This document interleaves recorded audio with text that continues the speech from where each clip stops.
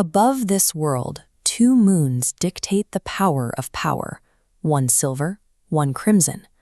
According to ancient prophecy, when a crimson eclipse occurs, an ancient entity known as the Shadow King will return to claim the realm. Down below, a 17-year-old orphan named Akira watches the sky. He lives a quiet life in an isolated mountain village, dreaming of becoming a legendary guardian, yet he lacks even a spark of the magic that defines his world's protectors. That peaceful life ends during the eclipse. Mysterious shadow creatures swarm his village, and in the chaos of the attack, a burning mark brands itself onto Akira's right hand. That mark awakens the shadow flame.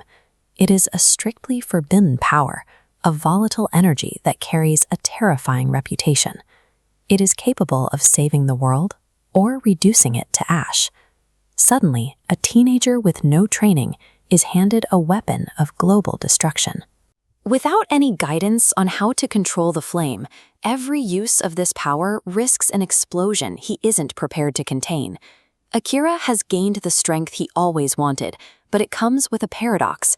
The very tool he needs to protect his home is the most likely thing to destroy it.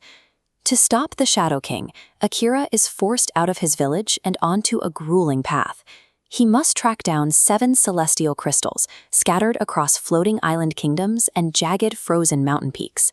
He travels with Mika, a swordswoman who wields lightning, and Ren, an inventor armed with magical gadgets. Their conventional abilities mean Akira can keep his dangerous shadow flame dormant for the journey.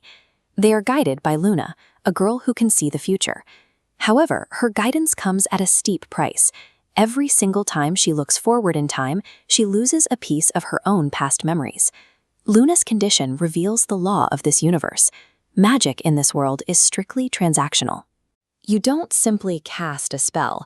You purchase an effect by paying an irreversible personal toll. As the group approaches the final crystals, the cost of the journey begins to weigh on them. Every step closer to their goal requires a choice about how much of themselves they are willing to give up to reach the end. As they uncover the final ruins, Akira learns a truth that redefines his struggle. The Shadow King isn't just a historical threat. He is Akira's direct ancestor. Because they share the same bloodline, the Shadow Flame doesn't function like a normal weapon. It acts as a bridge between the two of them. This creates a parasitic feedback loop. Every time Akira ignites the Shadow Flame, energy travels along this pathway, feeding the Shadow King's power gauge. To survive a battle today ensures the Shadow King is stronger tomorrow. He is effectively refueling his own executioner. This reaches a boiling point beneath the Crimson Moon.